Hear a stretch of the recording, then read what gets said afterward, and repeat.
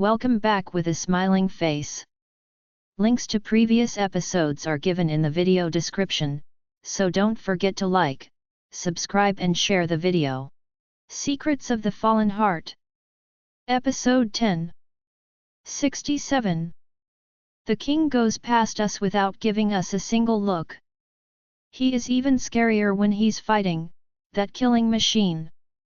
Next to me, Daniel even shape-shifted out of fear. His wolf took over because he sensed a stronger alpha. I can't blame him. I really can't believe the king's hellish aura. You okay, Danny? Yeah, well, much better now that he is going away. Moon Goddess, I swear I was that close to wetting my fur. I know. Despite how scary he is, the king actually cleared a lot of the vampires for us. Even the sea moon wolves look in better shape now that there are a lot fewer bloodsuckers to deal with, and I can take a few steps back to catch my breath. I pray silently that my baby can hold on. I've been moving around so much. But she was fine so far despite my training, right? I spot more vampires coming, and growl automatically, annoyed and exhausted. Hold on, baby, mom's got a few more vampires to wipe off. We keep fighting, and I start to understand why Boyan is still here instead of following his sister to Nora's direction. He is protecting me, just like Danny. Did he tell him? I can barely get my hands on any vampire now. Boyan is like a wall of fur in front of me, while I just have to wave my iron bar around to keep my surroundings clear. I don't have time to complain, though, as the vampires keep trying to get past us.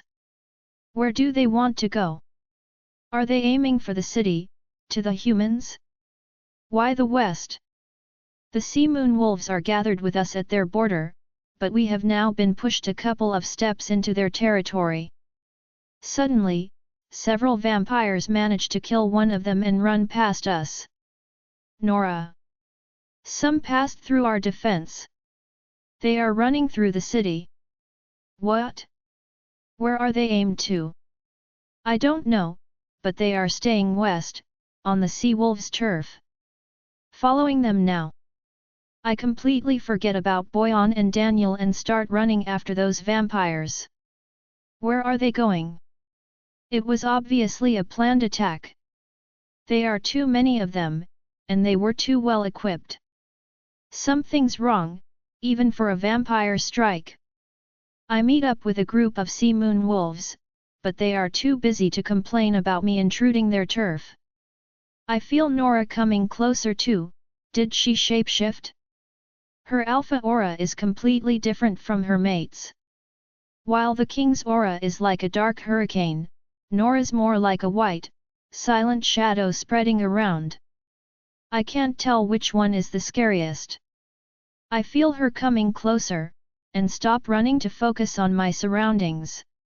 I'm worried because I can't reach all of my pack anymore. Moon Goddess, I hope they are fine. Chris. Update. Update me, where are you? It's a war zone here. Chris.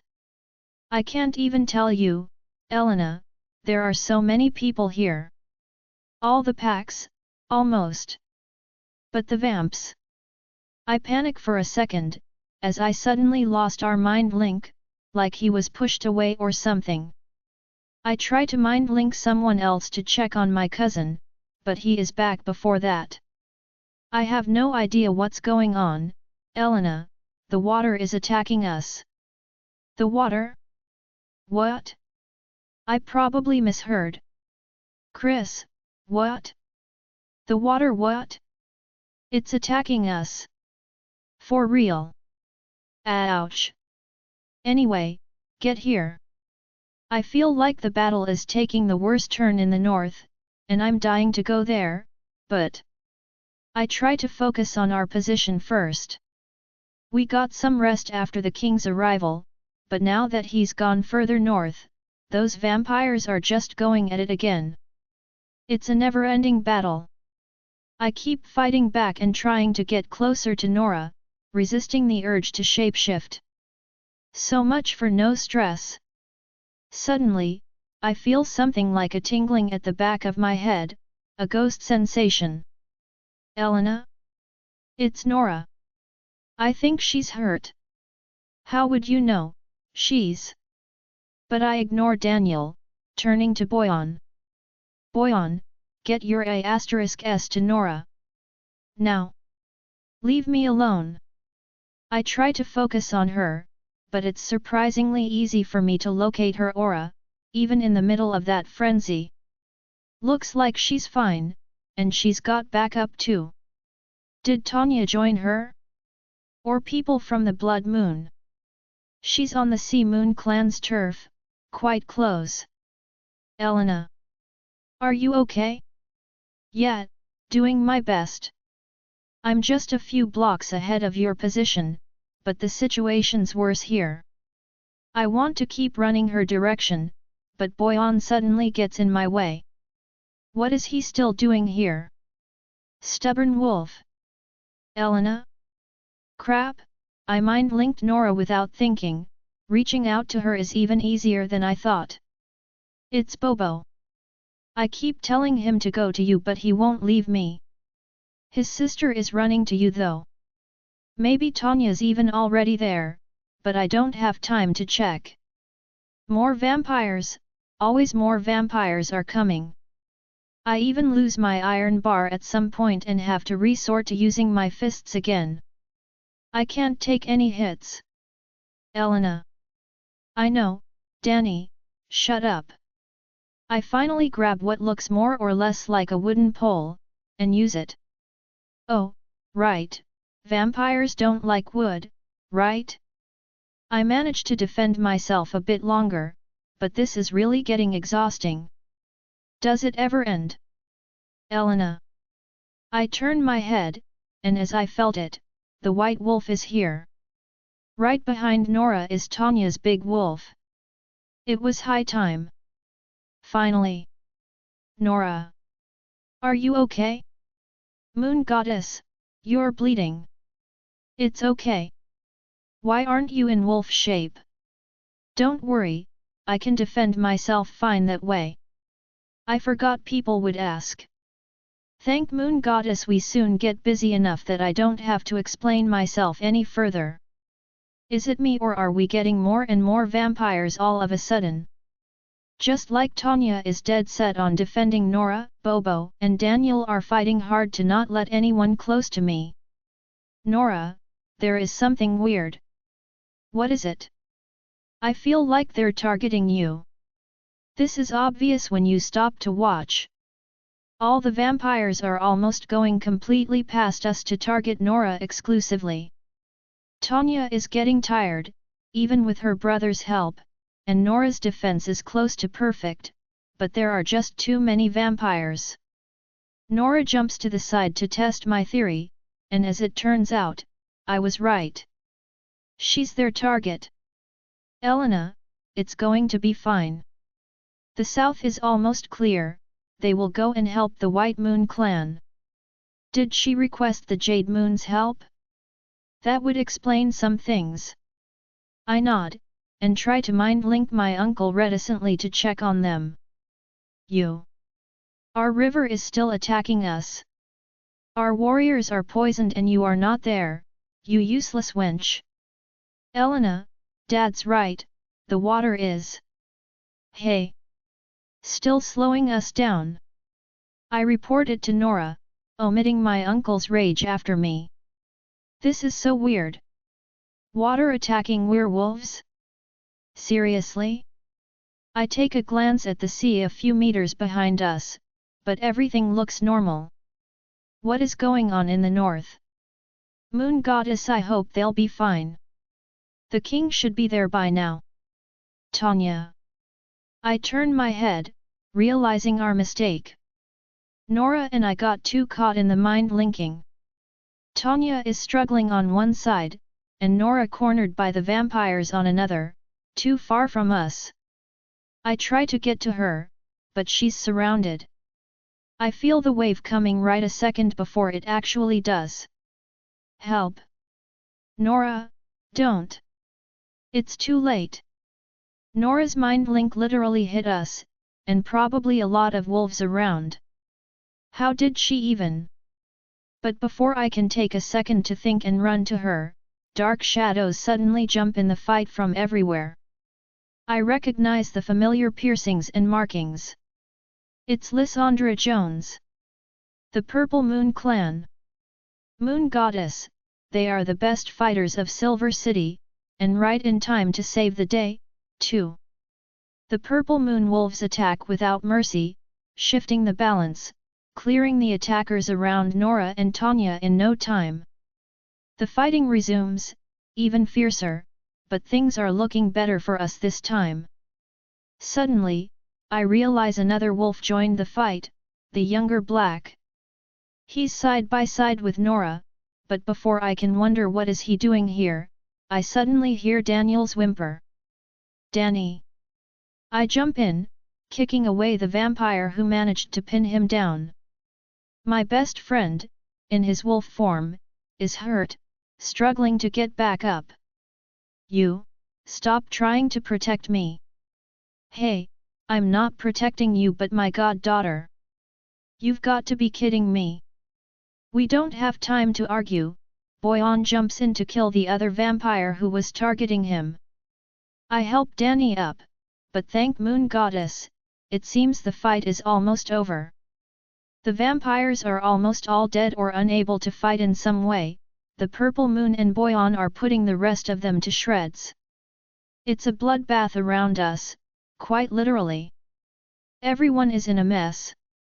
I check in with the north but thank Moon Goddess, the nightmare is almost over there too. Nora lets me know the south and east are safe too, the packs are clearing up their territories. Thank Moon Goddess. I can turn to Danny, and check his leg, but, it doesn't look good. You're hurt. I told you to not shield me. Daniel, you okay baby? Does it hurt? But Daniel has decided to ignore both Boyan and I. It's cute to see a 200-pound wolf worried for Danny, but that I won't say out loud. I get some sort of tending done to Danny since I'm the only one with my hands available, and get to burning those vampire corpses. It reeks, and there's a lot to do. While I'm busy getting rid of them, it seems the Alphas silently agreed to a short meeting there. Lysandra Jones, the Purple Moon Alpha, Patrick Seaver, the Sea Moon Alpha, and Nora start talking, in their humans or wolf forms. Elena. I turn around. The King and Nate. Elena, are you okay? Does he have to mind link me when there are about 50 people around? Doesn't he have a lot of other people to care about, first? I nod, trying to avoid his gaze. I must look like a mess, too. The black youngsters don't like seeing the likes of you on my harbor, but I guess this is what they call emergency situation. Indeed. How is the north? We are fine. The remains are being burnt as we speak, and we chased them far enough. The White Moon clan is taking care of whatever is left, answers Nate to the other alphas. Does he really have to keep glancing at me like this? I try to stay close to Danny, looking I'm busy or whatever just to avoid looking at him. What was that? They attacked at the southeast too? Asks the Purple Moon Alpha. They struck the north first, says Nate. We received the northern pack's distress call early enough and went to help them, but there were about 100 vampires. You mean only 100? How come the White Moon couldn't get rid of that? Did they get soft or something? I can't help but growl, Danny too. Is she kidding me? When they only arrived last minute to help. Nathaniel speaks before it gets nasty between the Purple Moon wolves and us. It wasn't only vampires. Something was helping them. I saw the water from the river catching and trapping wolves. Some were poisoned too, we had many victims that way. Something was definitely off. So Xavier and Chris were telling the truth. How is that possible though? I exchange a glance with Daniel, just as clueless as I am. Sounds like a witch to me, suddenly says the Sea Moon Alpha. AWH. It's the first time the king spoke, but everyone immediately turned to him. Only the alphas present don't seem intimidated. WHES are elemental creatures. If a water witch was helping them, it would explain how they got past the first defenses so easily, whispers Nate. Then what drove her off? Did anyone get her? Asks Jones. We didn't even see one. Only vampires. But she could have attacked from further away, I don't know how their magic works. Send some people to look at the bodies, suddenly order the king. See if they find a witch among them. Some wolves depart immediately, and I realize a lot more blood moon wolves than I thought are present, too. Moreover, a lot of them actually look perfectly fine. What are those monsters? What about what happened in the south then? That time the trees helped the packs. I don't think a witch would have changed her mind. And they can't change their elements, either, adds Nate. Wait a minute, trees helped the packs? I exchange a glance with Nathaniel. From what we know, there's only one earth witch in the area. Don't tell me. What if there is another witch left in the south? Asks the Sea Wolf Alpha. If there is, she helped us. She was on our side, I suddenly blurred out. Everyone's eyes are on me now. Why did I even need to open my mouth? I was suddenly worried they would turn on Silviana, and it just happened. Even Danny is giving me the "Are you crazy" look. Are they going to overlook this? This time, I can't help but glance Nate's way, and of course, he's looking at me too, as surprised as the others. I don't like the idea of a remnant witch here, finally says the Sea Moon Alpha. Me neither. Great, they decided to ignore me, but they are still after Silviana. What do we do now? I exchange a glance with Daniel again, wondering what to do. I will take care of it. Let me look for the WH. All the alphas suddenly look at the younger black brother, Liam, still in his wolf form next to Nora. Him? Don't tell me. Elena. Do you think Silviana might have a thing for younger guys? That kid? He's a teenager.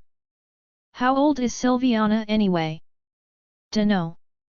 I'm still dumbfounded while Liam Black is convincing his brothers and the other to let him take care of the WH.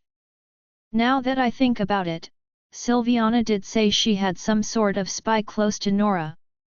Could it be that kid? Seriously? 68. A long silence follows Liam Black's words, but it's obvious Nate and his brothers are mind-linking between themselves. If our theory is right, I hope that Liam Kid can get the last word. If you want, Liam, you take care of it, suddenly says Nate. We have our hands full as it is with this mess anyway. Just ask if you need help. Don't take on a witch by yourself. I guess the kid won, then. The alphas start talking about what to do with the corpses, and I understand there has been a lot of damages in both camps. I didn't even think of checking in with them. With all that mind-linking, I kind of shut them out. Once again, I ignore my uncle's voice, trying to find a friendlier tone. I guess Daniel is doing the same, because I can feel his wolf too. Elena? Levi? How are things there? There are bad news. You should come back, quickly. What? What happened? Is everyone? No, Elena. It's better if you come, honestly.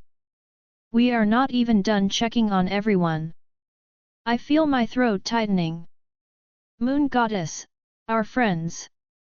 Daniel's ears get low, too, his brother probably told him to. Is your friend okay? I almost jump at Nora's voice in my head. I nod mindlessly. Yeah, he injured his leg but it's going to heal quickly. I'm more worried about the rest of my pack. We lost some people, I want to go there soon. Why don't you go now? Good question. But I need to justify my presence here before I go back to have Xavier kill me. I can't tell that to Nora, though.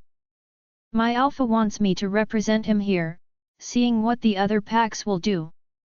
It's only the White Moon and Pale Moon Wolves to clean the mess up there now, we gotta make sure we will get some help. It's half the truth, honestly. I take a look at Nate, but once again, he was looking at me too. He asks if I'm okay again, but honestly, I'm not.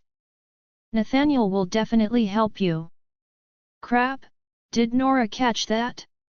I can feel she has many questions, but I'm not in the mood, I'm done for today. Thank Moon Goddess, there isn't much left to say. The alphas get back to the usual bickering, before parting each their ways. I signal Daniel it's time for us to go, too. Before Nathaniel really insists on talking with me. It's a slow walk back, with Daniel's injury and both of us exhausted. We don't even try to run while we get out of the Sea Moon territory, we're done running for today. Danny's a bit white, though I can't tell if he's sick or worried. Levi hasn't told us what happened on his side yet, and I'm worried to find the truth. Elena.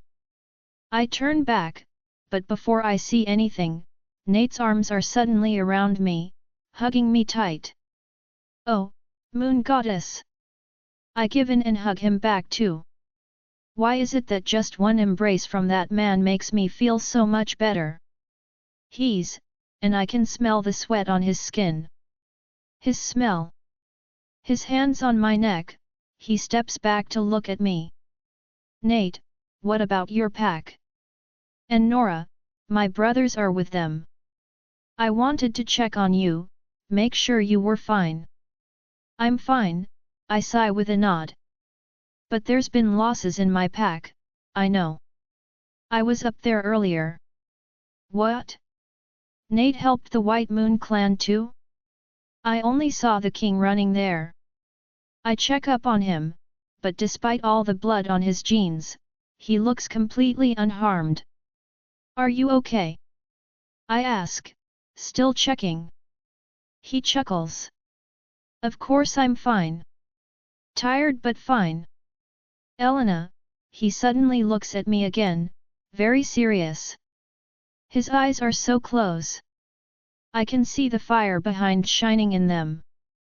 Elena, I get you need time. But I'm not giving up on you, okay?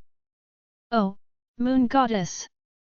He has no idea how badly I want to lay in his arms and cry at that moment. My heart feels heavier than ever, and the man I love is just in front of me, waiting for me. Ready for me. I put my hands on his face and kiss him, a short but heartfelt one. I know. I promise, we'll talk. I'm not leaving you, Nate. He smiles, looking relieved by my words. We hug once more, with his lips close to my neck. I think about my baby, trying to tell her it's her dad, her father holding us both. Babe, I know, Danny. Reluctantly, Nate and I part, with a last, short kiss. He smiles softly. Talk later, sunshine. I chuckle and nod.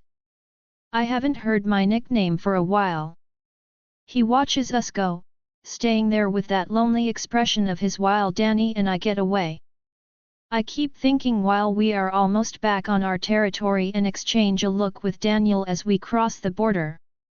He sighs. I know what you're thinking.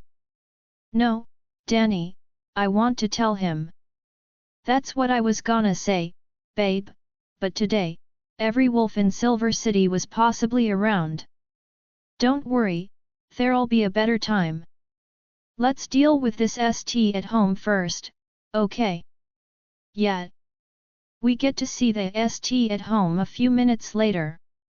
I feel like crying. It's those streets I've known all my life, those same houses, but they are stained with blood. Lots and lots of blood.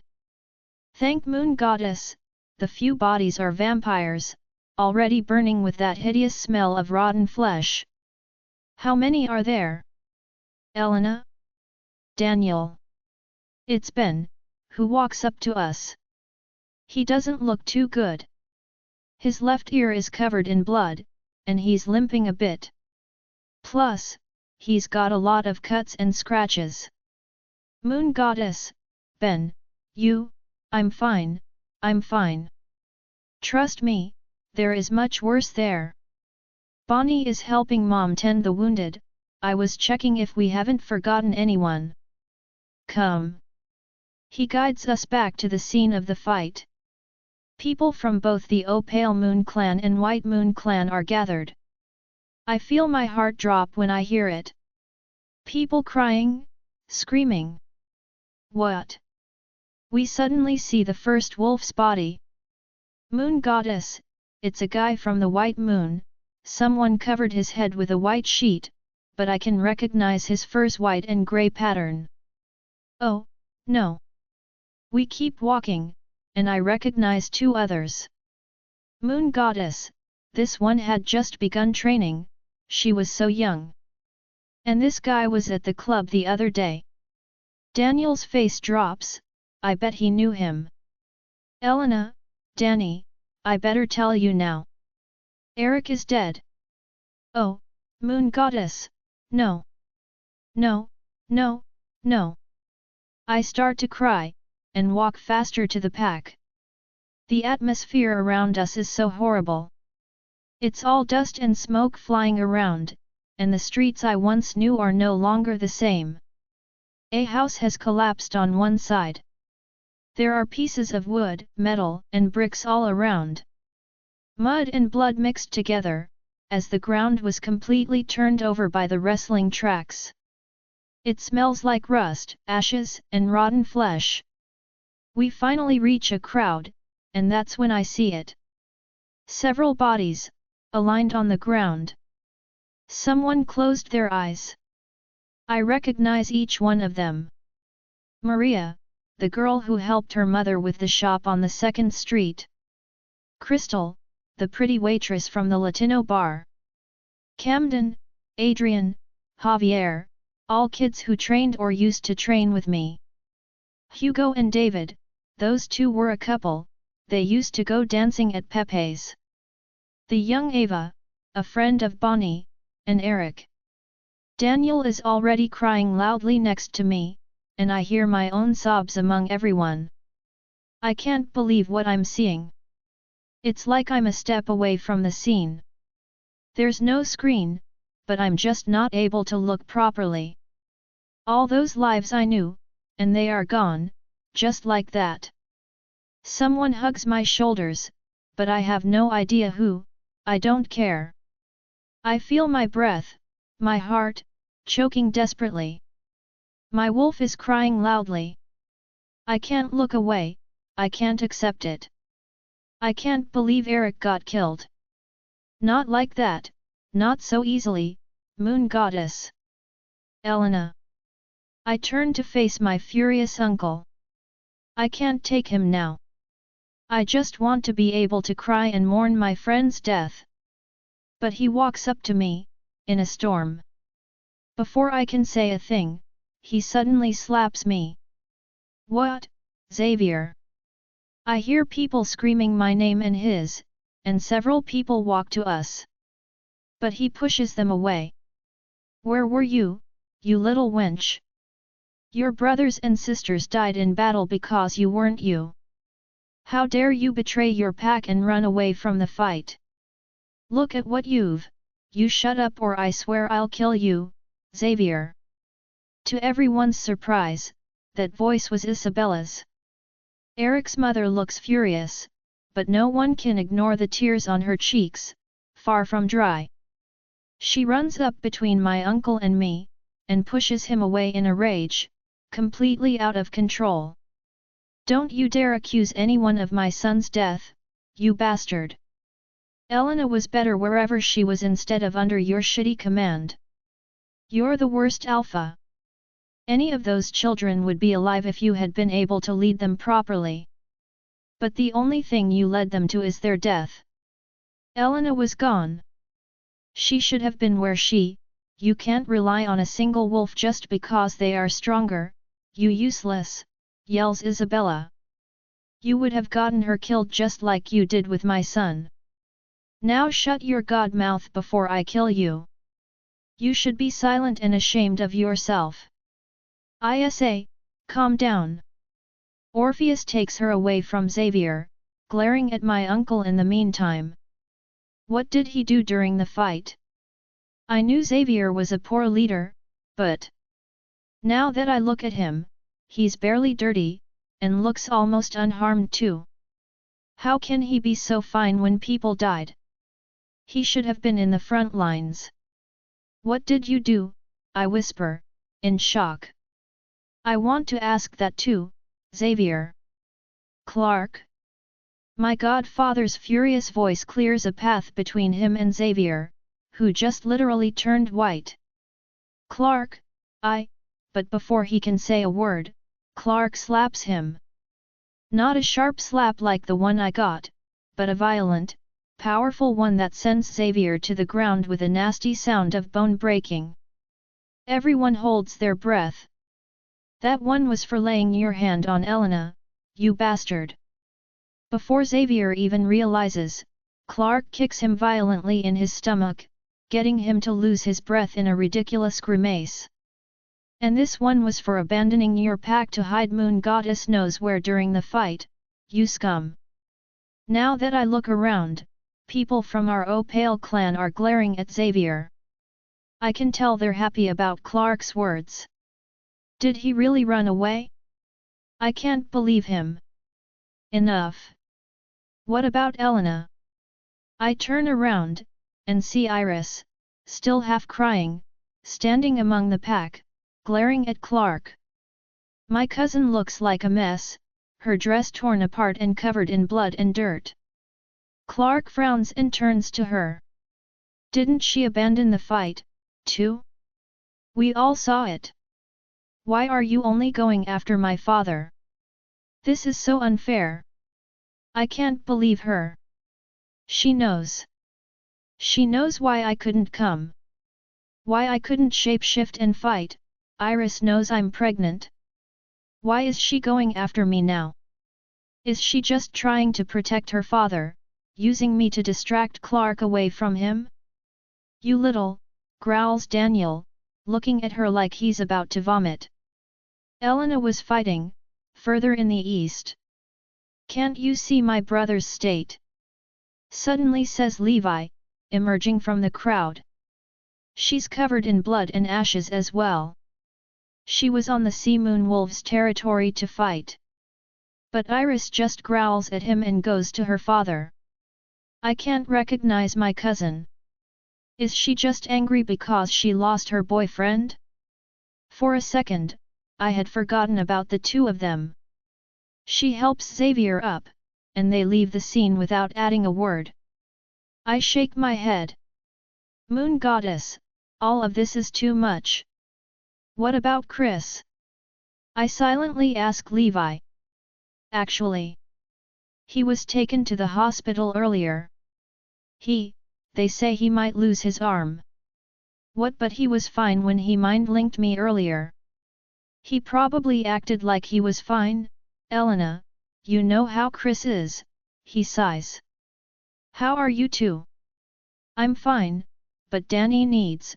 Before I finish my sentence, Clark walks up to me, looking very annoyed too. He sighs. Elena, we need to talk. What were you doing on the Sea Moon territory? We were pushed that way during the fight, explains Danny. We just... Holly Elena. His face suddenly goes white in horror, but I don't know what's. That's when I feel it. A sudden, sharp pain, in my lower abdomen. I look down.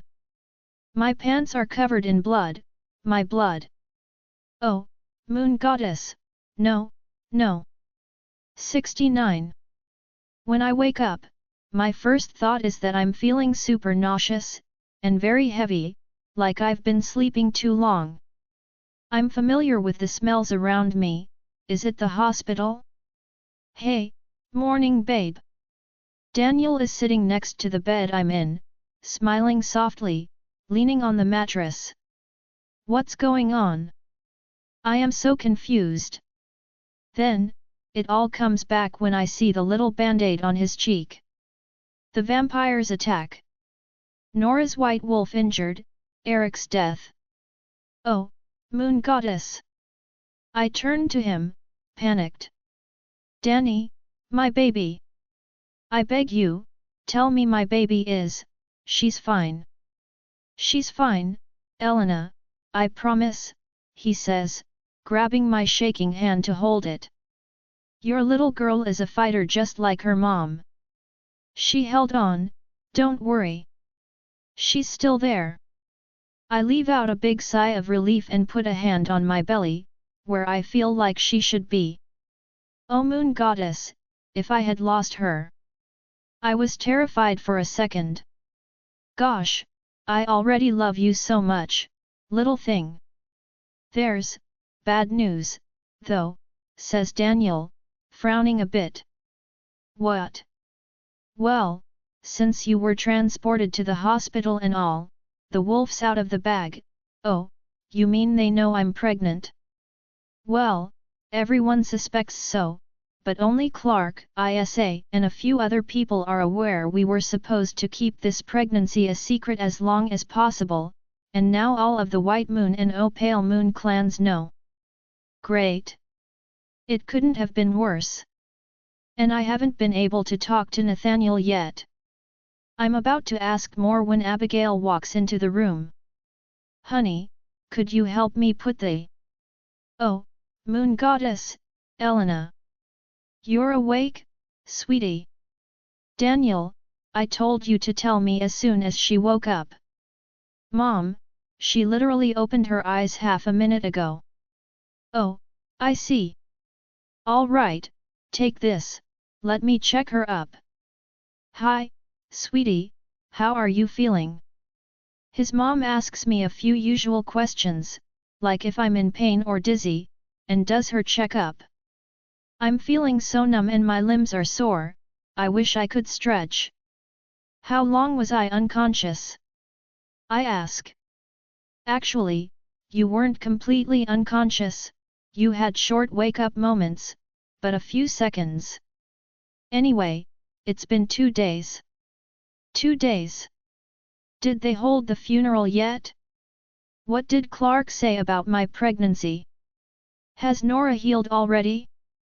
I look down at Danny's bandaged leg. He catches my glance and chuckles.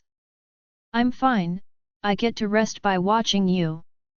It doesn't hurt and it's healing fast, as usual.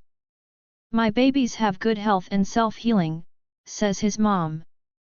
But you, sweetie, you know you have to take it easy, right? Especially with your little one in there. What happened to me? Was it because of the fight? Well, we took you to the ER and the ultrasound, starts Daniel, but I interrupt him. Daniel, easy words, please. Cut the scientific stuff to the chase. His mom laughs and is actually the one who turns to me to explain. It's called threatened miscarriage. I don't like how it sounds, it means you almost had a miscarriage, and right now your body and baby are fighting to prevent it. Your blood pressure was too high, Elena, and this leads to complications for pregnant women. You mean it can still happen? Yes. Unfortunately, the only thing you can do is rest a lot and wait a bit to see what happens next. We will keep you here for a few days, Do HCG tests and ultrasounds often to verify until we think it is safe for you to go home. I want to cry. I knew it was going to be hard. I take a deep breath to calm down. Low blood pressure, Elena, low, low, low. I exchange a look with Daniel. I know my best friend is trying to be as comforting and optimist as he can. He keeps holding my hand, rubbing it with his fingers. So what do I do now? Rest, Elena. Lots and lots of rest. Not just staying calm, but you lay down and you rest. No caffeine, no effort whatsoever, and when you're released from the hospital, you go straight home and rest. You know Clark is not just going to let it slide. Did he say anything? Well, he was mostly worried for you, but he wants to know who the father is. He kind of, already suspects it's not Levi.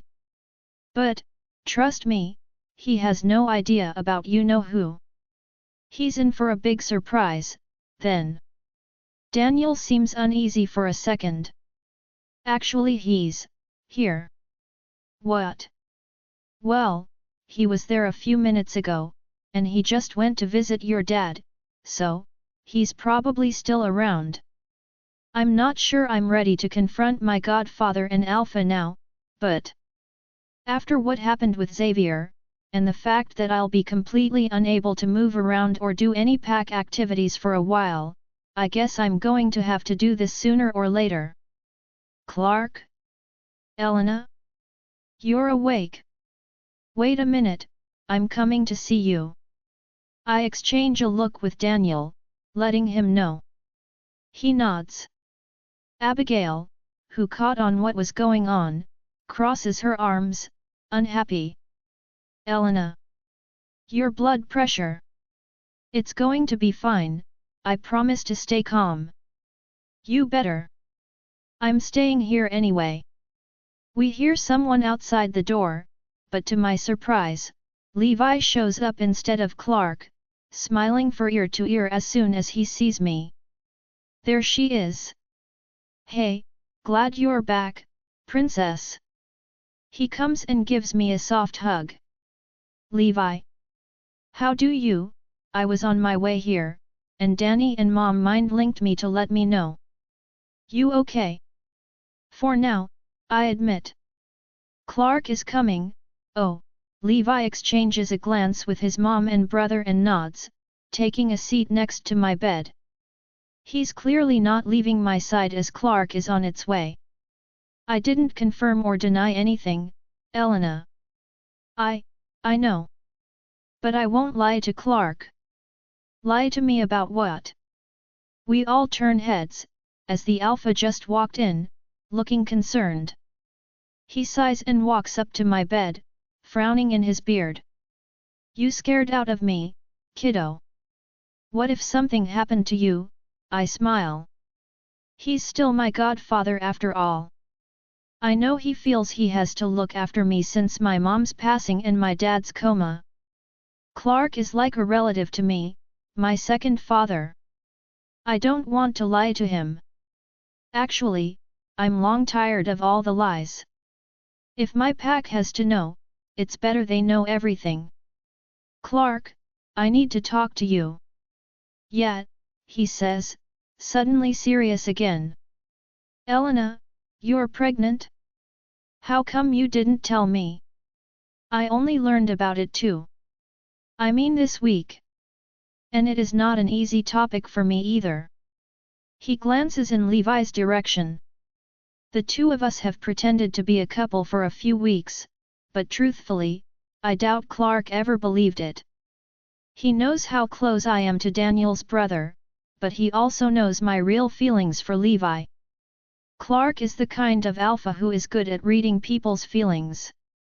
He's good at catching lies too. I'll take it Levi is not the father since you say it like that. He sighs. He's not. Then who? Don't tell me it's, what? How could he already know about Nate? But after a while, I realize we are not thinking about the same person at all. How dare he? He's one of the few people who know I lost a child to Diego. Clark, how can you even think I'd ever sleep with Diego again? He leaves out a big sigh of relief. Thank Moon Goddess. I don't know, with the timing, Then who is it? There's a long silence in the room. I exchange a look with Daniel, but he nods. I have no idea how he will react. Come on Elena, it's only one name. Nathaniel Black. Clark freezes completely for a second, stunned. He turns to the Lewis, but none of them are saying a word or moving. Then, he turns back to me, blinking several times. Black? Like the Black brother? The King's brother, yes. Elena, are you kidding me? You slept with Black. More than once, actually, but he doesn't need to know that. Was it when they came? But you, oh, Moon Goddess no, he's thinking about that time when we went to fetch the wine. I sigh, a bit annoyed.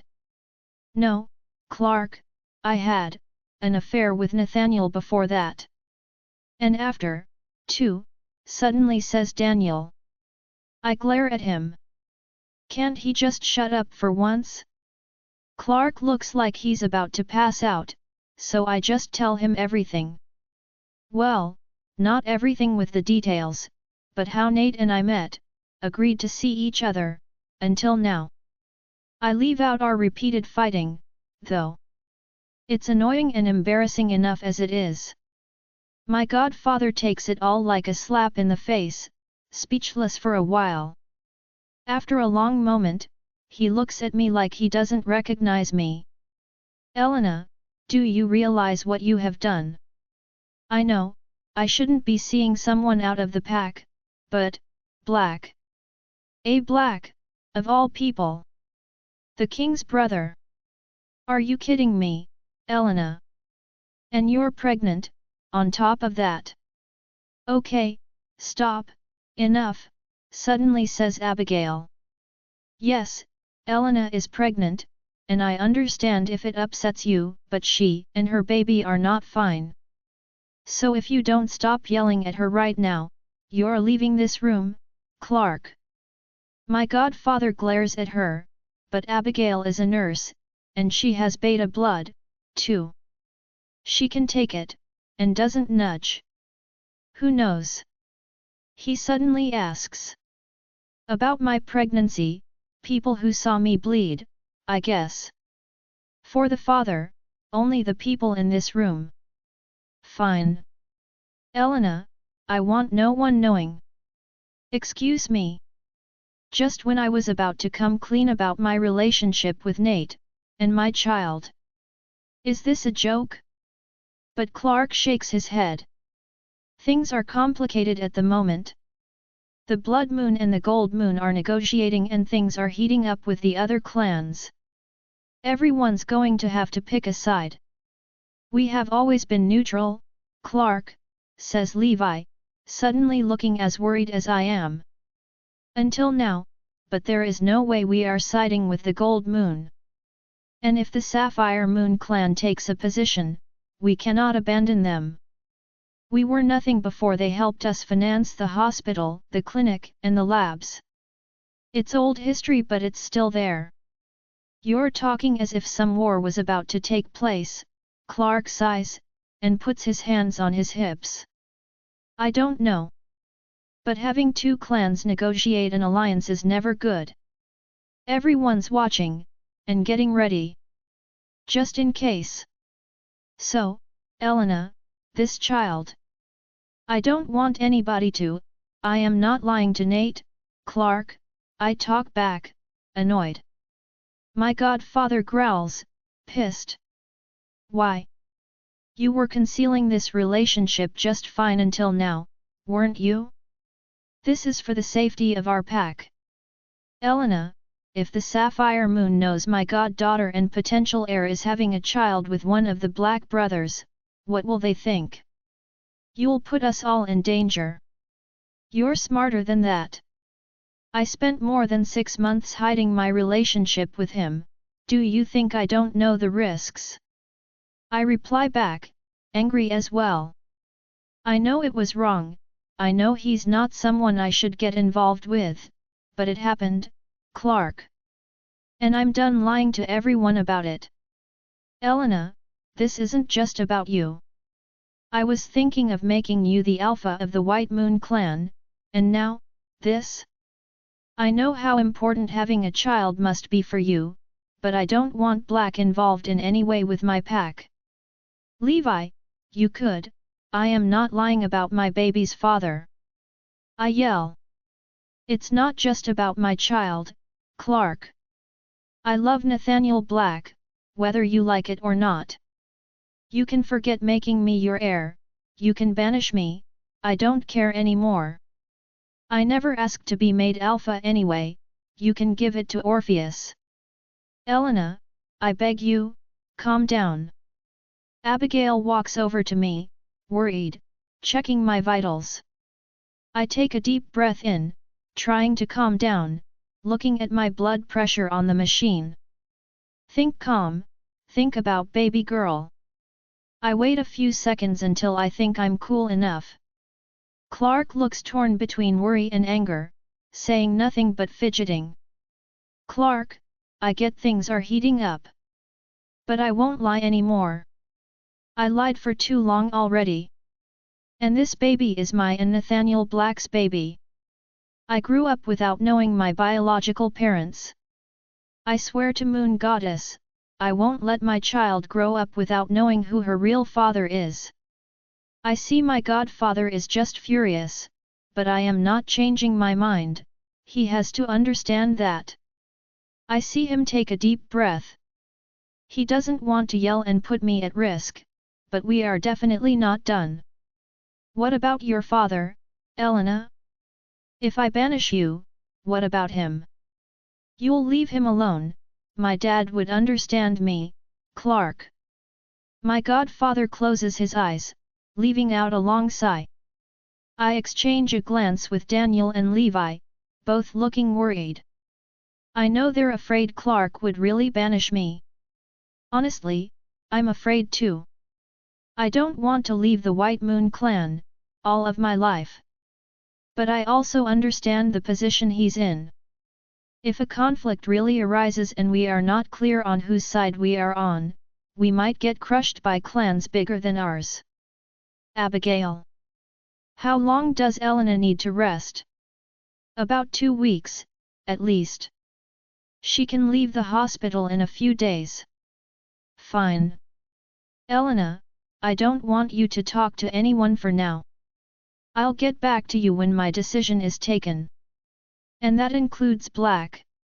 You'll do whatever you want after that, but for now, just focus on your health. He leaves the room, and all 4 of us let out a big sigh. That's my babe, says Daniel. Always in trouble, Levi, what was that about a war? The Gold Moon and the Blood Moon clan? I ask. I didn't see anything about an alliance back at the fight. The Gold Moon was far from us, but the Blood Moon stayed north to help. Does Nora know anything about this? Or Nate?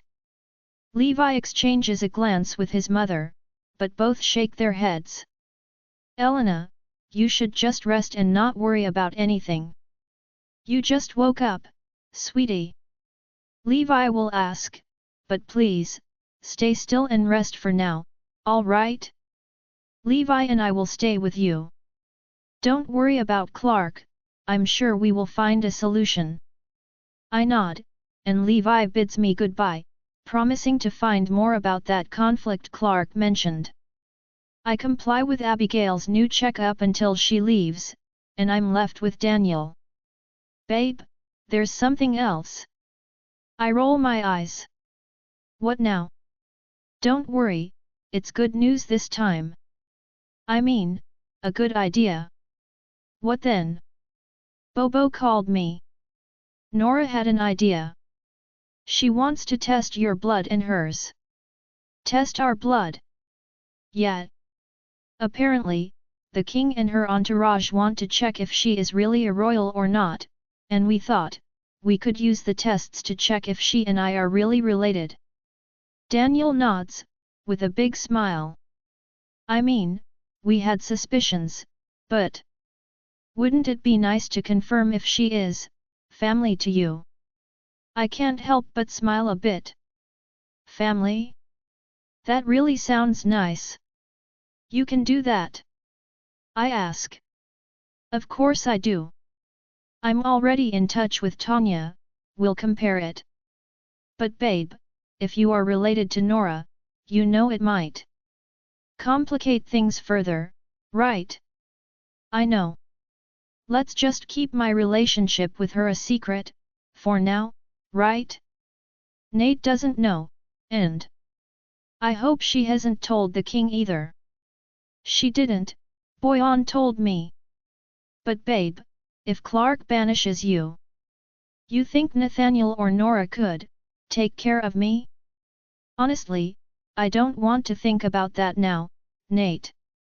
It sucks enough that I can't even tell Nate about the baby for now, so I'll see how he reacts when it happens. Daniel chuckles. The man is crazy in love with Ye, babe. Of course he will be happy about it. Moon Goddess, I hope so too. 70. One thing is for sure, I hate doing nothing. The long hours in the hospital were ate. I don't know if Clark forbade visits or something, but aside from Danny's family, I don't get any visits for all of my stay. It's about the same once I can finally get home, except that now, Sylviana visits me too. I wonder if she had something keeping her from coming to the hospital, but it's probably just too deep into the White Moon territory, unlike our apartment. She comes about once a week to check on me and my baby. I get calls from Nora, too. I guess we don't need any blood tests or proofs to grow closer. I like it when she tells me about her relationship issues, even if it's hard to remember it's about the king. Somehow, I end up telling her to trust Liam instead of her own mate. No matter what, I can't trust the king. I still remember the chill running down my spine when we crossed paths with him. And there's the Gold Moon clan issue too. They are known to be a selfish and conceited pack, no one can trust them. They only have one good point, their wealth. But if they really find some alliance with the Blood Moon... I hear Nora sigh at the other end of the phone. She probably has a lot to think on her own, too. I glance down at the papers on my knees, the ones I've been looking at for 3 hours now. Daniel is next to me, sipping his coffee and looking at the more detailed version of those tests. I take a deep breath. Nora. Yes. Anything on the blood results?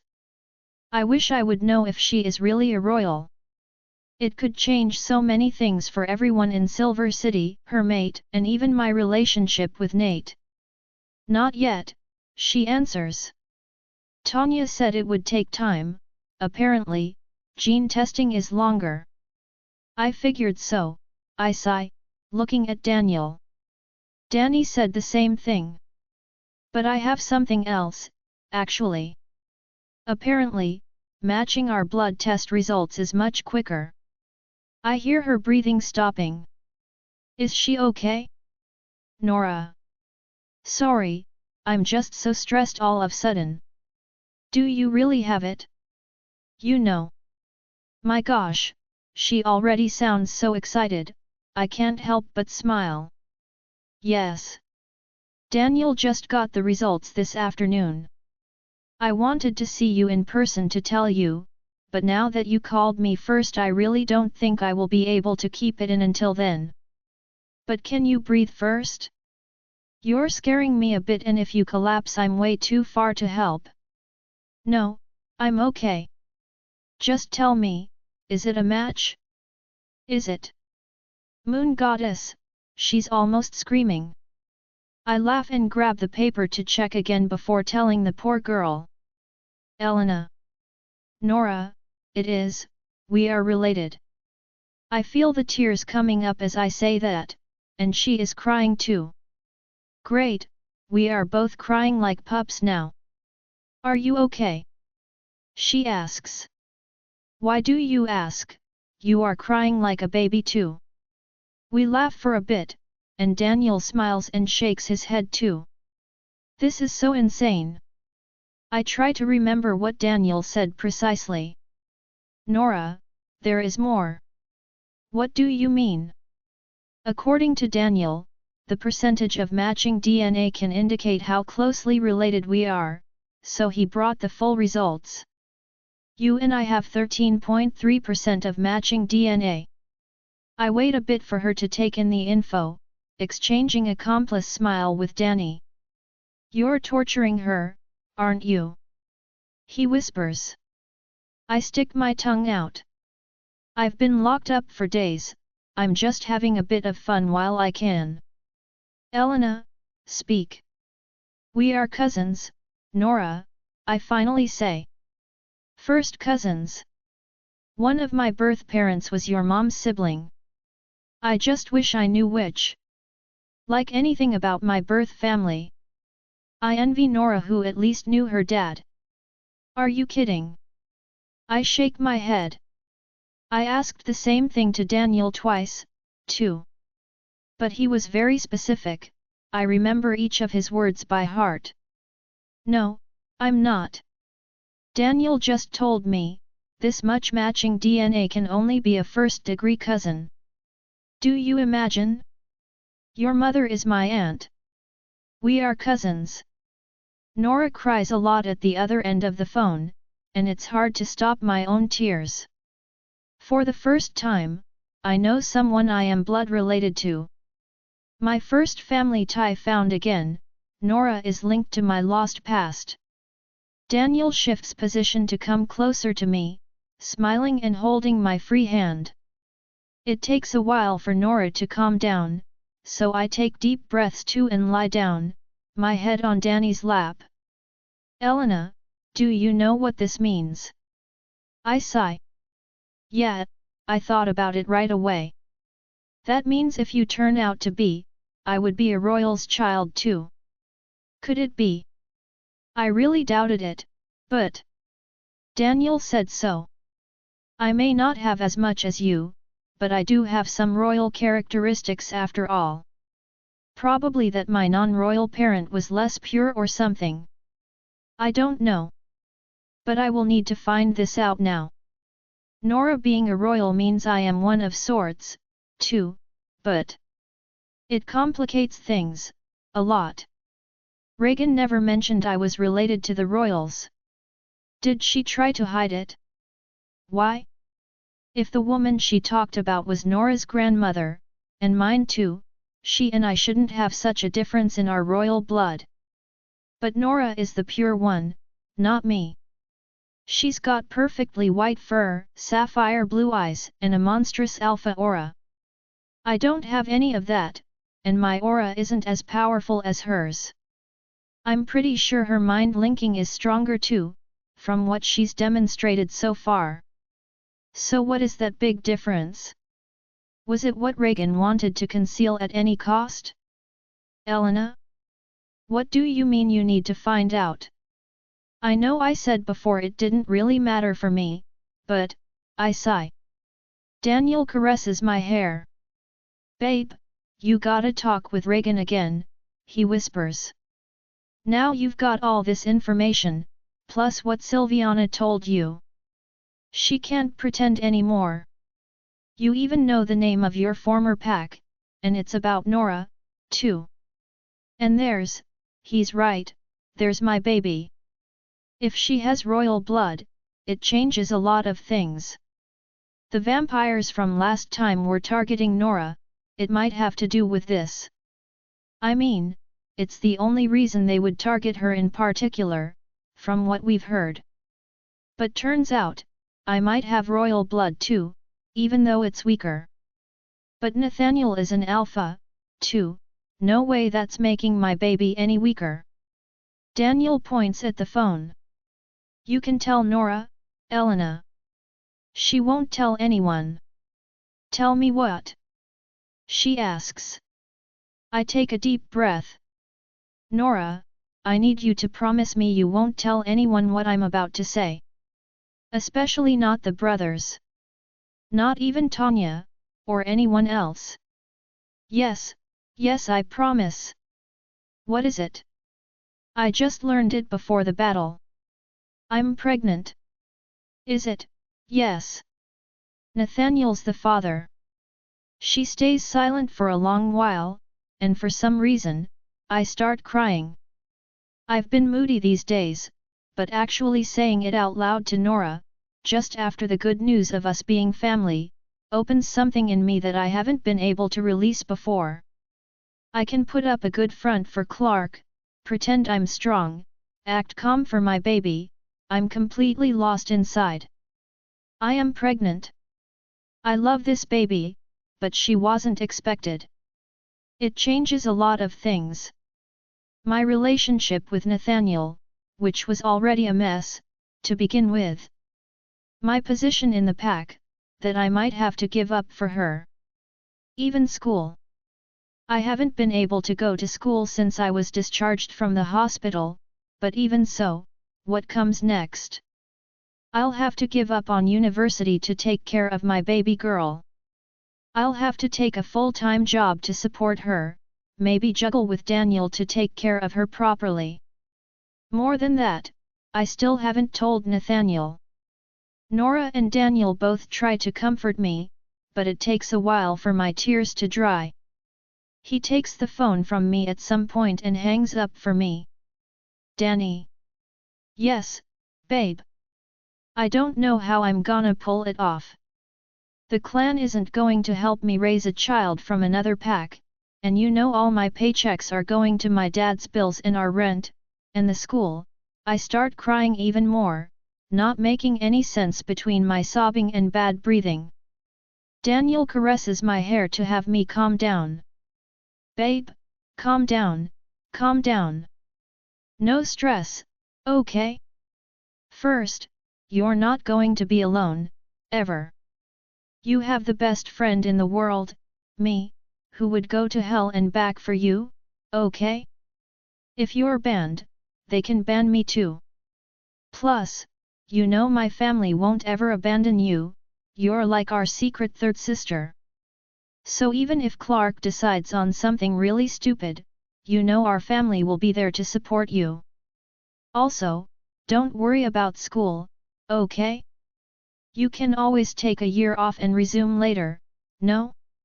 As for money, your baby's father is a freaking millionaire, Elena. He will help you with his magical bank account. Danny. Nate doesn't even know about this baby yet, but once he does, he's going to go crazy for his daughter, like any good daddy. Plus, do you realize? That kid will be the king's niece. And Nora's, too. Oh moon goddess, I didn't realize. If Nora marries the king, she will become my child's aunt-in-law, right?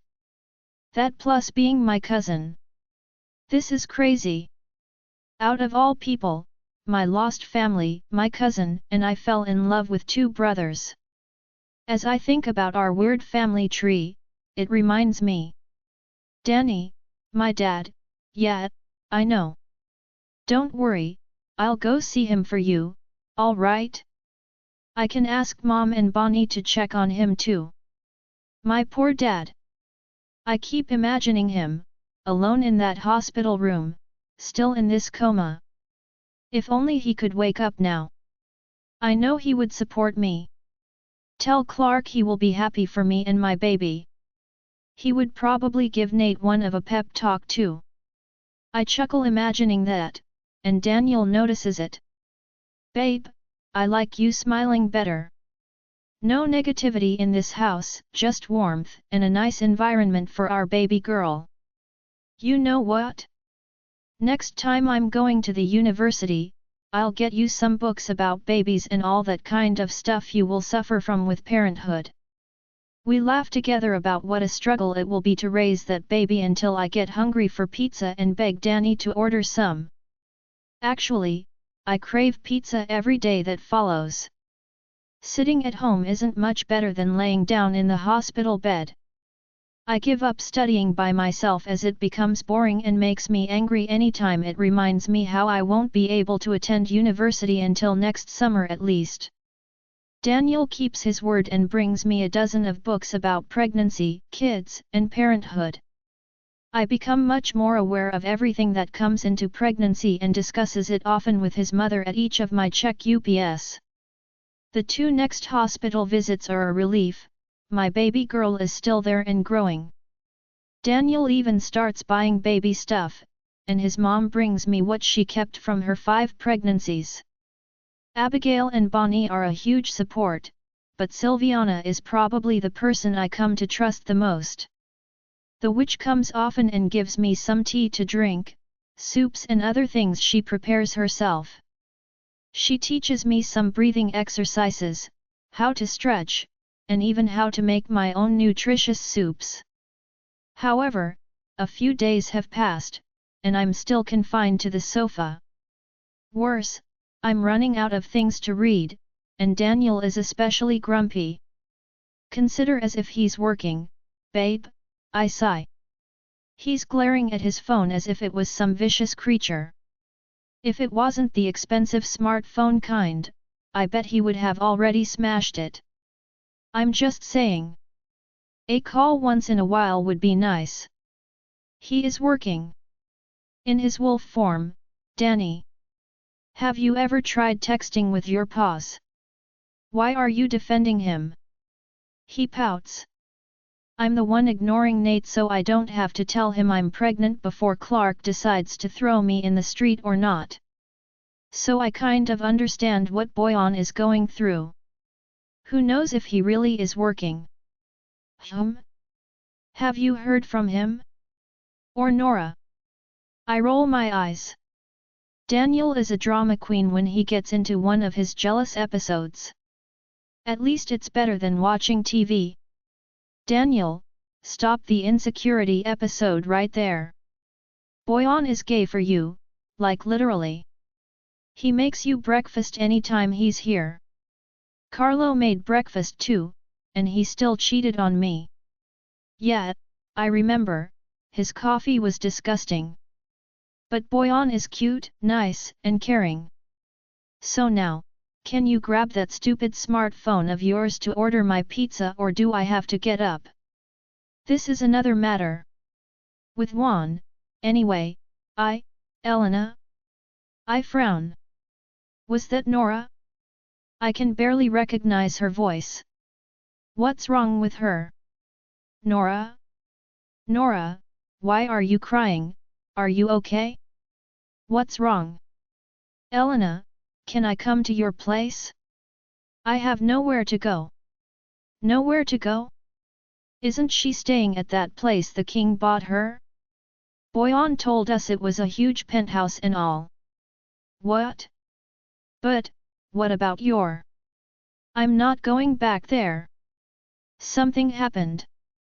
I can tell in her voice. Her wolf's crying, whimpering loudly. It almost makes me want to cry too, our bond is so strong. Okay, okay. Do you know where you are? We will come and get you, okay?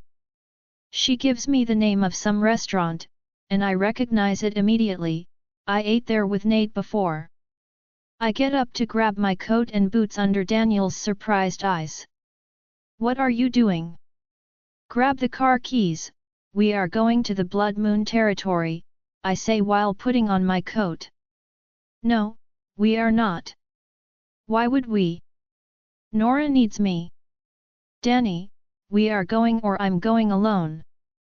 He opens his mouth to protest, but realizes just as soon that I'm serious as hell. Oh, you, woman. We get ready in a hurry, and that walk to the car is probably the longest I've taken in days, but Moon Goddess it feels great. Daniel insists I get on the back, with that huge blanket, and I don't protest. It's already nighttime and pouring outside, but I can feel Nora so intensely. Her sadness gets into me. What happened to her? Why is she all alone? What about Boyan? And her mate, the king? 71. We drive to the address, and Daniel doesn't stop saying how we will get in trouble for entering the Blood Moon clan's territory, but I couldn't care less. I'm still mind-linking Nora, silently, feeling her anger, her sadness, and her distress. We finally spot Nora, standing under the restaurant's sign, and Moon Goddess, she looks like a mess.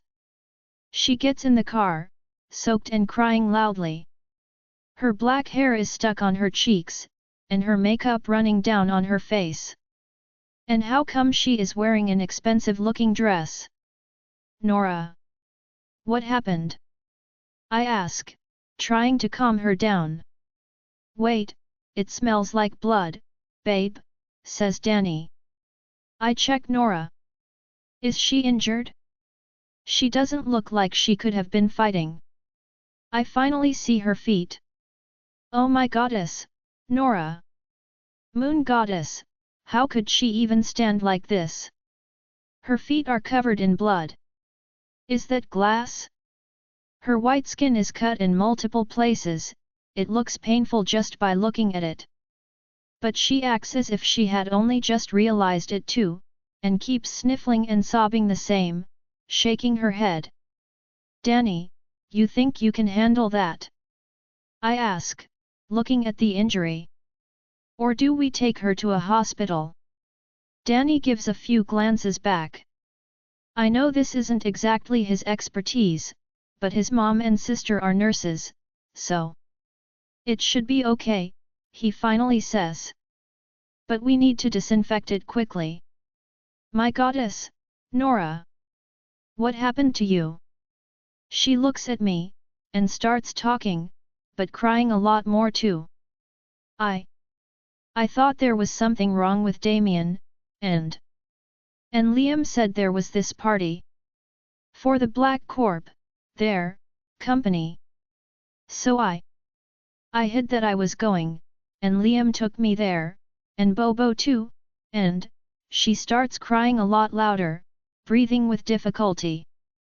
I pat her back, feeling sad as she is, trying to comfort her.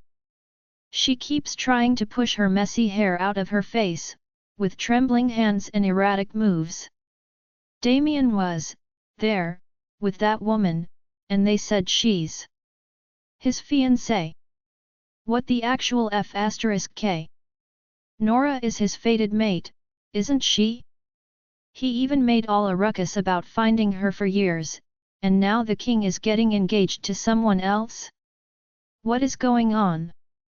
That woman, King, she was acting like they were really close, and she was by his side, and Damien was okay with it, and he said it's true. He's engaged to her. Elena, I don't get it. He said he loves me, but he doesn't want me as his Luna. I don't get it. She's just. She was, but her words are lost in her crying, and it goes on for a while. My gosh, poor Nora. How could he do that? The king is. Men are jerks. Not helpful, Danny. I growl at him. Seriously, can he not make it about him for once? I take a deep breath, even though I'm probably as mad as he is at the king for doing such a thing. Engaged to Alexandra King, of all people? The Gold Moon clan's daughter? That woman is known to be a mythic. She's crazy rich and so full of herself, too, for what I've seen or heard of her. So that was that shitty alliance Clark mentioned. I take a deep breath. I need to calm down, Nora is already enough of a wreck as it is. Nora, I'm so sorry about what you went through tonight, really. But don't worry, Okay? Tonight you will stay at our place, have a good sleep and calm down. And we can talk about it tomorrow when you feel better, okay? She nods weakly, her cheeks still soaked with tears. What is there to talk about? She needs to ditch the guy and basta. Danny, park the car and shut up. It feels like a short ride back to her place, but Nora manages to calm down a little. Her feet worry me, though, her shoes literally turned red from all the blood. I wrapped her in the blanket meant for me, but she doesn't look good. She's whiter than usual if possible, and the rain got her all cold and wet no matter how Danny pushes the heater on in the car. By the time we get back to our apartment, she has somewhat calmed down, and I suspect all this crying has exhausted her. We get her to the couch, and Danny runs to get the first aid kit his mom gave us. I can't even look at her feet, all this blood makes me so nauseous. How is it, Danny? I ask without looking. Bleeding a lot? I'm gonna have to make sure she doesn't have any glass left in her foot, but it should be okay. Not a good idea to run around with your feet in that state, sweetheart, sorry. I didn't realize. While Daniel starts to look at her feet and do whatever he can with a frown on, I get up and head to the kitchen to get her something hot to drink. I would love a cappuccino, too, says Danny. I wasn't asking you. Thank you, babe. I roll my eyes but of course, I do some for it too. I grab the coffee out of habit, but Daniel's head turns like a hawk. No coffee for you, Mama.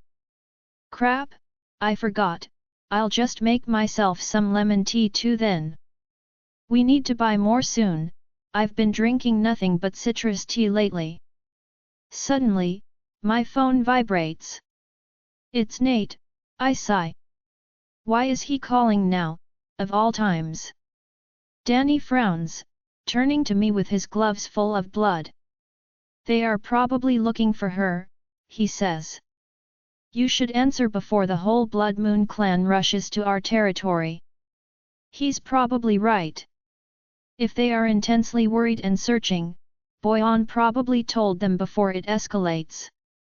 Of all places, this is the first Nora could think of that is not within the Blood Moon's domination.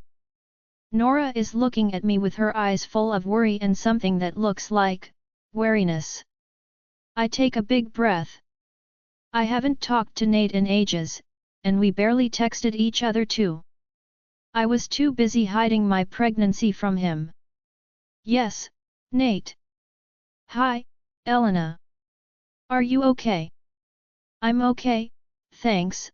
I haven't heard from you in a while. I was a bit worried. I bet. He probably thought we would be able to talk soon. Honestly, I hope so too. I didn't expect to be under Clark's surveillance so soon, but since he discovered the truth about the baby. I take a look down at my little bump, hidden under my sweater.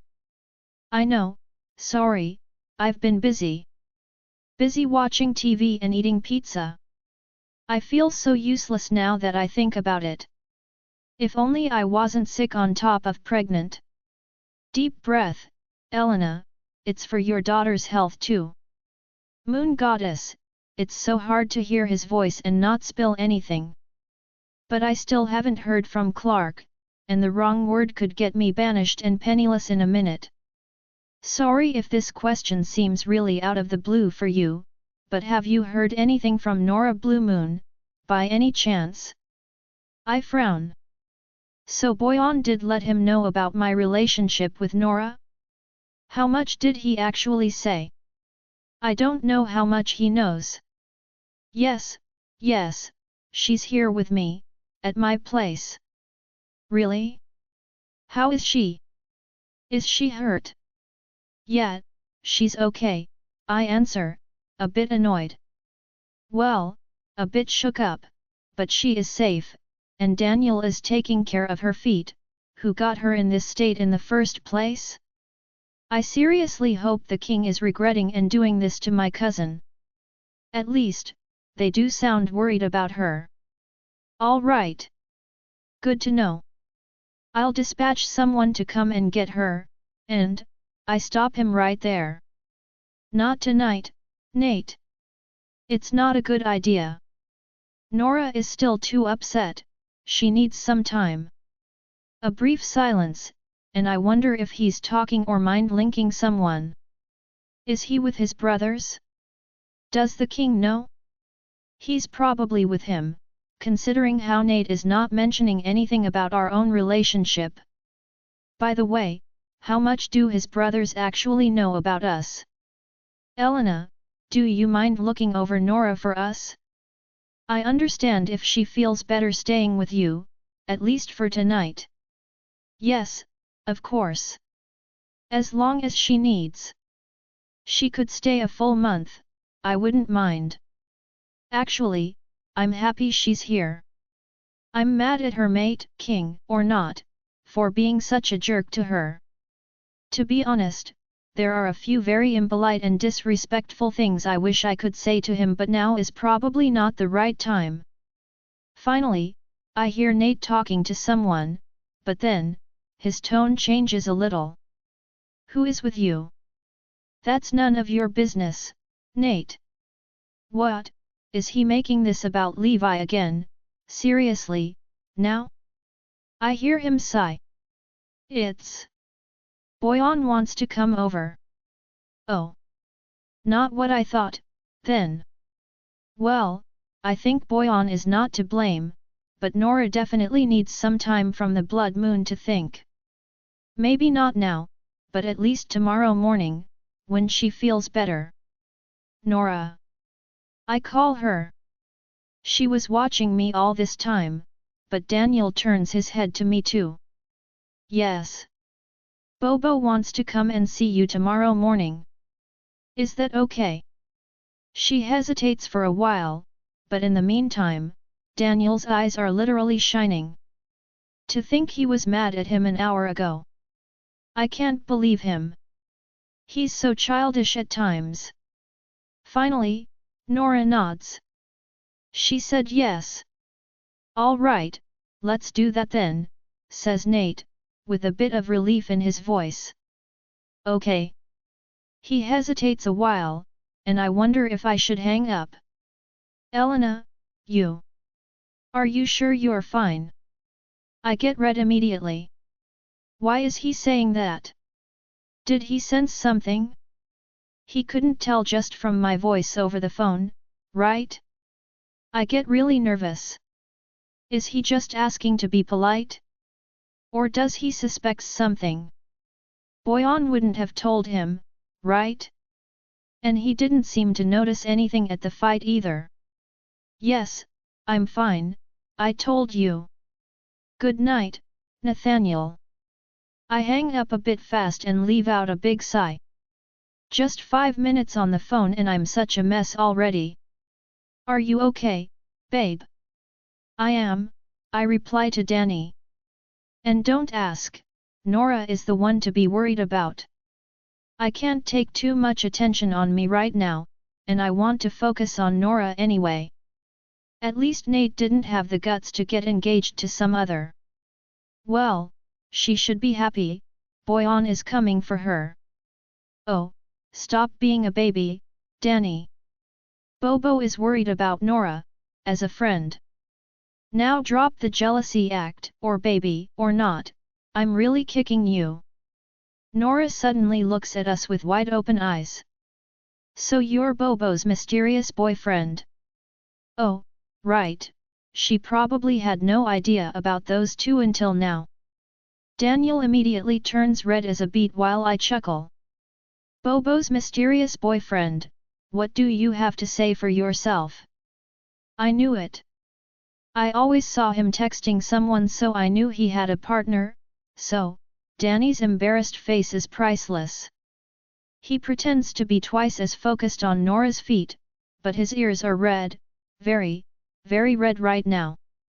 We need to disinfect this quickly, and, You already disinfected it, Danny, stop pretending. Well, don't you have things to ask Nora? I ask, taking the spot next to her on the couch. Nora frowns and grabs the hot tea. I'm sorry Daniel, Boyan is always with me, you must miss him, It's fine, I understand, really? I thought someone was on the verge of breaking up with him, I whisper behind my cup. Elena, shut it. I laugh. My gosh, now that he's facing Nora, he is so embarrassed it's cute. They talk about Boyan for a bit, and now that she can think of something else, Nora looks a lot better. It's the first time we can actually see each other since we know about our real relation. I see her more like a little sister, though. It's hard, I can't remember much, yet I have this feeling of closeness with her like we know each other from before. I wonder how Reagan would react to Nora, actually.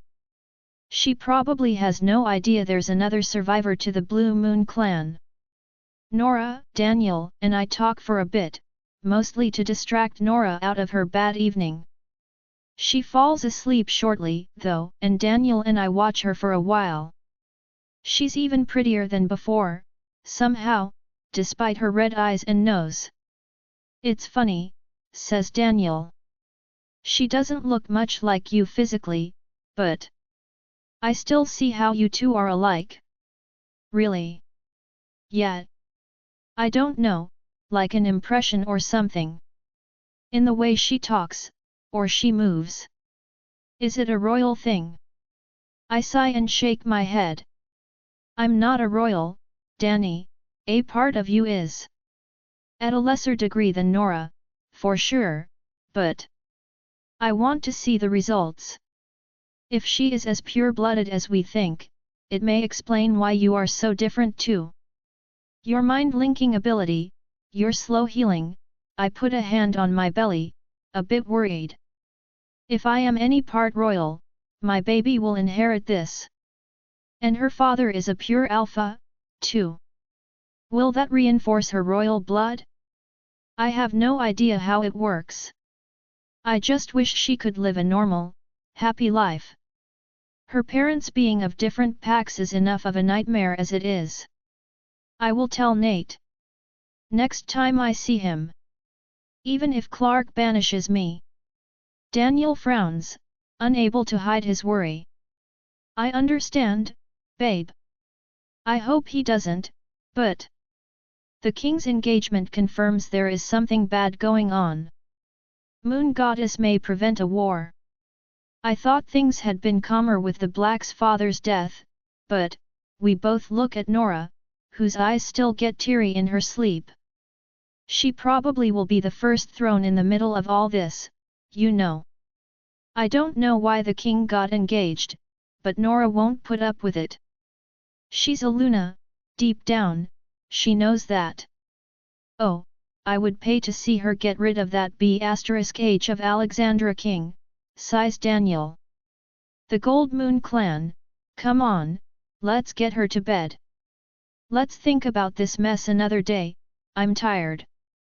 All right, Danny carries Nora all the way to his bed and agrees to sleep on the sofa. Thank Moon Goddess she's petite, Daniel's muscle mass isn't the most impressive of the pack. We finally get to bed, but I can't find sleep for a while.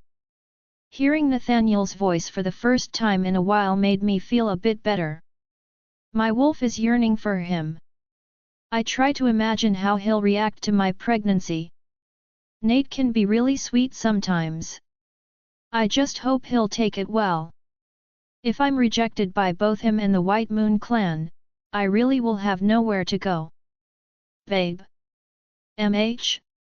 Why is Danny mind-linking at such a late hour?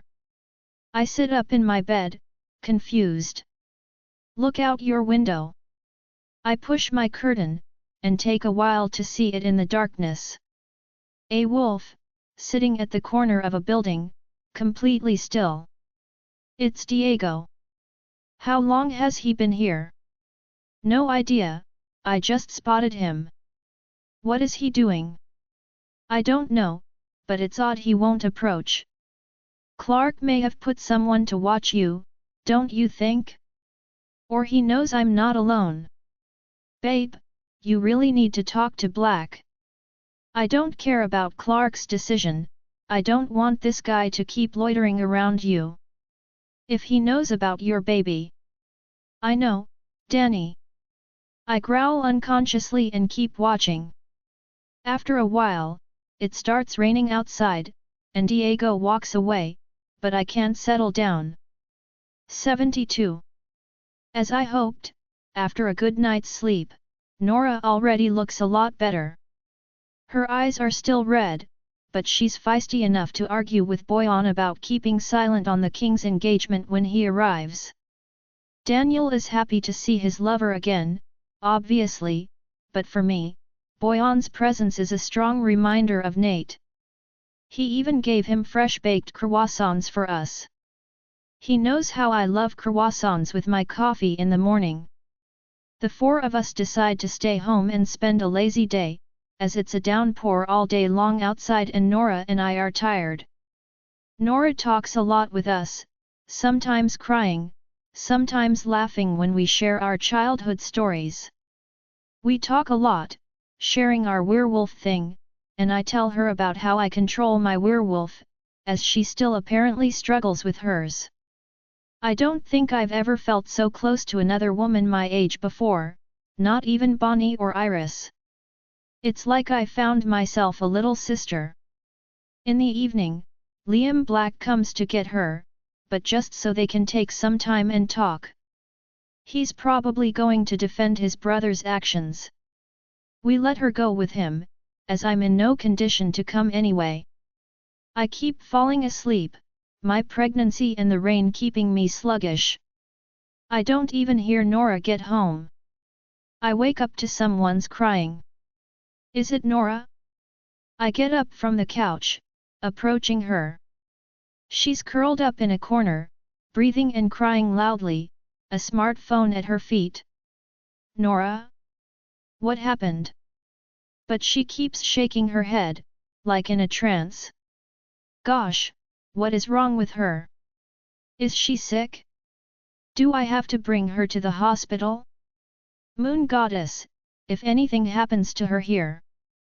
I call Danny, unable to know what to do. Once he and Bobo arrive, they are the first ones to understand. Is she, yeah, Nora's in, heat, says Boyan with a frown. I gotta call Silviana, adds Daniel, grabbing his phone in a rush. Why? There is no medical way to stop a heat, Elena, and I really don't think it would be good to have the king's fated mate in heat here. Okay, he's got a point. While he's on the phone I try to take Nora to the couch, and Boyan walks away a bit. Oh right, he's probably not great if he's bisexual. I try to calm down Nora a bit, but as Danny said, there's not much to do. Her temperature keeps rising, and probably so do her pheromones, because Boyan leaves our place soon. Thank Moon Goddess for the rain, says Danny, it should cover the smell a bit. I don't feel anything, I'm definitely gay. I chuckle. Who was doubting that? Thankfully, Silviana arrives incredibly fast. She doesn't seem bothered by the downpour outside at all and rushes to Nora's side very calmly. Her first heat. It's surprising she hasn't made it yet. Well, the king might not be as much of a jerk we thought he was. At least he's got some self-restraint. I give him that too. If Nora is his fated mate, the man must be really patient for not touching her until now, and from what I've seen of him, he didn't seem like a very patient man at all. Silviana puts her hands on Nora's forehead and chest, closing her eyes, and starts whispering something. I can't hear, but from her lips, I don't even think I could understand anything anyway. Is it a secret witch language of some sort? At least it seems efficient. Nora progressively calms down, and from agitated, she falls into a deep slumber, peacefully asleep as if nothing happened. It takes a few minutes until Silviana stops. Everyone in the room is totally speechless. She does smell weird now, says Daniel. That is because I covered up her heat with my power. You feel my magic on her, and her wolf is smelling it too, that's how she is calm. Her heat is still there, only toned down. It will stay so until it ends, so no worry about that. I can't help but leave out a long sigh of relief. I really didn't expect that. I've seen female wolves having their heats a couple of times before, but I didn't think Nora would still be a virgin. Silviana nods, visibly satisfied, and turns to us. Thank you for that. It's my first time seeing her from up close. You're saying that like a kid going to Disneyland, says Daniel with a frown. Silviana chuckles. Nora is somewhat special. Her aura is like a warm fire, radiating with moon power. I can feel it so clearly. They haven't confirmed she's a royal yet, I say. I strongly believe so. Her power is so pure. Actually, your baby's aura is the same, Elena. I frown. What? She never mentioned anything like that before. But Silviana keeps staring at my belly and nods. It's different from yours. I think her father's strong alpha blood might have awakened a power that was dormant with you. Have you talked with Reagan yet? No. I was confined here, remember? But I planned to. And Nate, too. If Elena's baby is a royal, just like Nora, I know we are thinking the same thing. If the vampire attack was targeting Nora because of her special blood. Silviana nods sadly. She will become a target too. Silviana, that vampire attack. It wasn't just a vampire attack, right? A dark witch was behind it, and she wanted Nora. You said bad WHES will target werewolves. She looks at me with a sad expression and slowly nods. Yes. Nora's power is very attractive. I start to lose patience and growl, annoyed. Silviana, if you know things, spill it. I have enough things threatening my baby, I would rather have the full list now. Of course, she is not impressed in the slightest, and shrugs. It is as I said, Elena. The dark witch who attacked the city is most likely after Nora's tremendous moon power, and once she knows of its existence, she might go after your daughter too. For now, it's like having a candle next to a fire pit. Nora's aura is much stronger, she won't even be able to notice your baby as long as you carry her. You mean until she's born, says Danny. Yes. I can't quite understand it, but somehow, Elena's aura is acting as a shield and hiding her babies. That's why even I couldn't see her aura until I got close. I don't know if I should feel good about it or not. In other words, something we can't figure out about me is shielding my baby from Silviana and that dark WH's powers, though we still don't know why until I can talk with Reagan. But once my daughter is born, she will become a target. Like Nora's fire pit aura. I take a deep breath. I'm going to need a lot of help to go through that. Have Reagan spill the beans about whatever's unusual about me, and finally know the truth about my parents. But first, talk to Nate. What's next? I ask Silviana. How much of a threat are we talking about? It will depend on how much Nora and the king can rally the packs. I exchange a look with Danny. Rally the packs? Like, an actual alliance? Is she nuts? We barely see eye to eye or talk with other packs. Silviana, I don't mean to ruin your idea, but that sounds like a very crazy idea. But the witch chuckles. I think Nora might surprise us. Anyway, I have things to do on my side too. I'll get going. Don't you want Nora to meet you? Like, officially? I ask, surprised. Silviana shakes her head. It is not a good time. If I reveal myself now, it will be harder for people to trust Nora and follow her. Each thing should happen at the right moment. Oh, right, I forgot she's some sort of seer. Before we can add anything, Silviana leaves our apartment, leaving us there. I growl.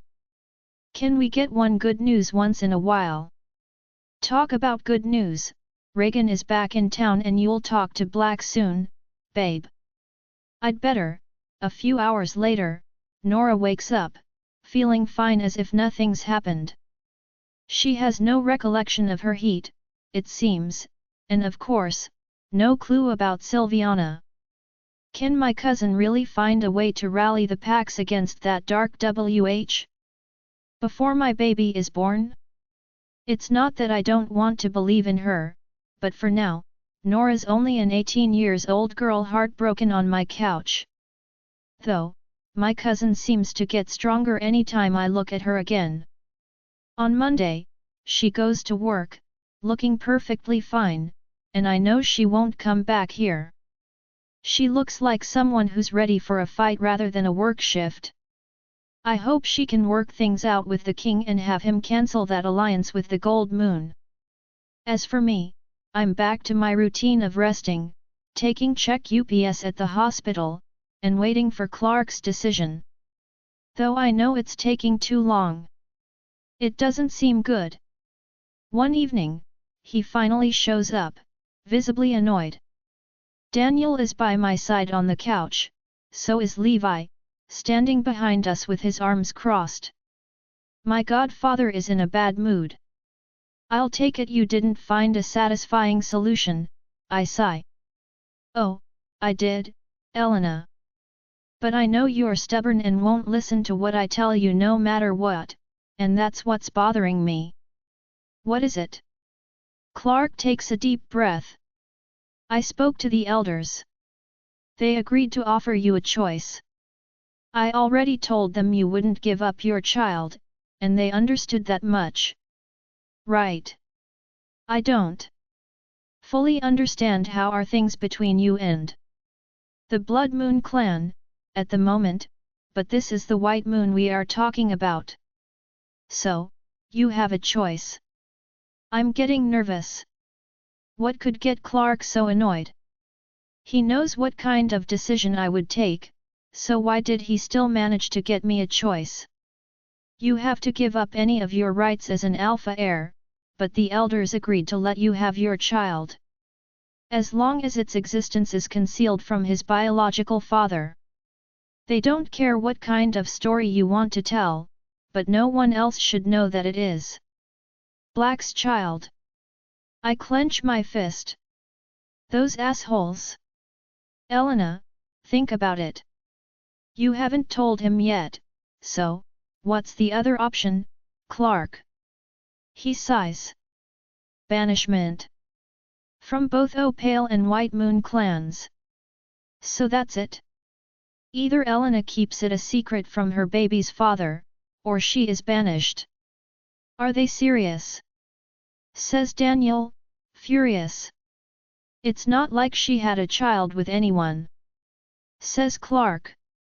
Trust me, I hate it as much as you do, but that's the best they agreed to. No one wants the king involved in our business, and certainly not his nephew or niece in our pack. Elena, we already forgave you after the episode with Diego, this time you forgave me. I look at my godfather, so shocked I don't even know how to respond to that. I get up, looking at him, disappointed. I see in his face he's already regretting his words. Elena, that's not what I went to jail, and you think you can call it forgiveness, Clark? After losing my baby? After you only banished Diego for 5 years? Babe, calm down, says Danny, worried. But I don't care. I'm too disappointed and shocked to stay quiet now. I've always believed in Clark, I can't even believe what I just heard from him. I stand up to him, trying to hold my tears in. When Diego tried to make me lose a baby, you banished him for 5 years. Now, I'm having a child with a man who loves me, and you're asking me to choose between him, my baby and banishment? Look at me in the eye and tell me why I should accept anything about that, Clark. Adds Levi's furious voice behind me. Our alpha is clearly uneasy and angry about this, trying to find his words, shaking his head.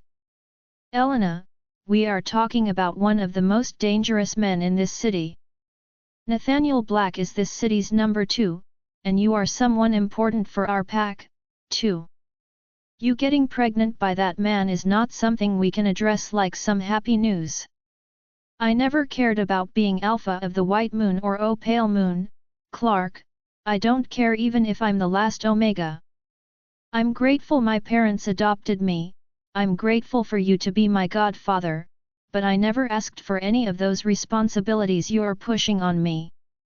You all made the choice for me. Clark suddenly goes silent, visibly shocked. The words stay stuck in his throat for a while, before he addresses me, looking furious this time. You think we made this decision, Elena? Really? Do you think I chose to be an alpha? If you're unhappy with your position, you can blame the moon goddess. But when Reagan brought us a royal's child, you think we could have treated you any differently than we did? I stay speechless. What did you say? I ask, completely taken by surprise. Yes, Elena, you have royal blood. We've known since the first day Reagan brought you here. You said you didn't know about my parents. She didn't give us details about your parents, Elena. We just knew. You had a crazy alpha aura for a child your age, and she said you were from a royal family. We had no choice but to believe it, but as soon as we did, we hid it. I exchange a look with Daniel and Levi, completely taken by surprise. How did Clark keep this hidden from me all this time? He knew so much. My godfather sighs. That's why Samuel and Ivy, of all people, took you in. We knew we would need a strong alpha couple to take care of you. Until you were an adult, we hid you from the other packs, and even your lineage had to be kept a secret. We thought, he sighs.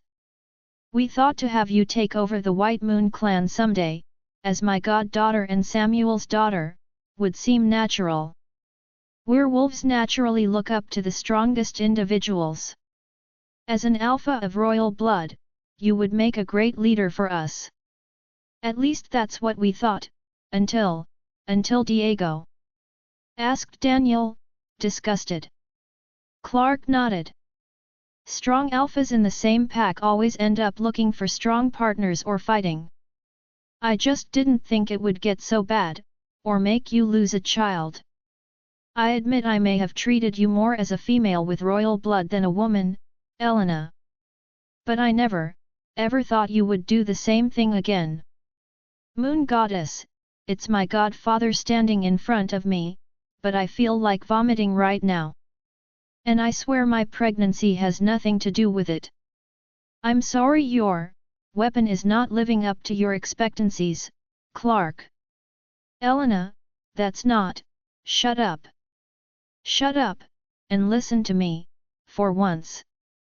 I respected you, as an alpha. I really did. But now I realize you've only been grooming me like any of your warriors. You never actually listened to my feelings, you just thought about the pack.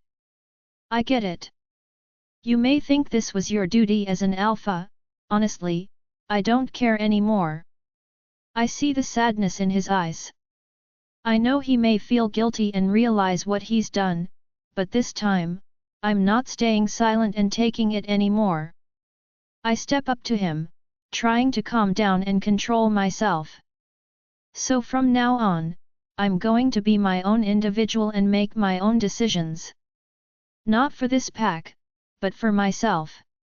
I will go and get the full truth about my birth from Reagan, and I will tell Nathaniel Black I'm carrying his child whether you like it or not. That is my decision, so now you can go and do whatever you want with it, Clark. Join our Facebook and WhatsApp group for more updates, link is given in description. Rest audiobook will be continued in next episode.